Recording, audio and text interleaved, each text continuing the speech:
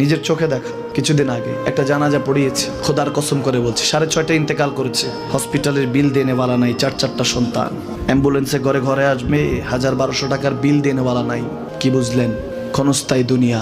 মুমিনের কম থাকলেও আমি বলি, কেউ যদি এসে বলে হুজুর একটু দোয়া করেন, খুব পেরেশানিতে আছি, আমি তার হাত চুমু খেয়ে বলি তোমাকে মোবারকবাদ, আল্লাহ তোমাকে ভালোবাসে। পেরেশানি তো মালিক দেয়, এই জন্য এটা রহমত মুমিনের জন্য। পেরেশানি দেয় যখন ফেরেশতারা বলে আল্লাহ চাইতেছে টাকা পয়সা চাইতেছে, বলে এটা কি? বলে ফাসেক, দে বিদায় কর।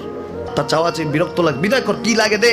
মুমিন যখন চাইতে থাকে আল্লাহ আমাকে কিছু লাগবে, যখন একটু করে চায় আমার মাটাকে সুস্থ করে দাও, বাবাটাকে আল্লাহ আমার স্ত্রীকে, আমার আমাকে একটু তৌফিক দাও, চাইতে থাকে মুমিন। আল্লাহ বলে যখন ফেরেশতারা দেখে মুমিন চাচ্ছে, দেরি করতে পারে না, তাড়াতাড়ি খাজানা নিয়ে দিতে নেবে, আল্লাহ বলে রাখোস না, এত তাড়াহুড়া কিসে?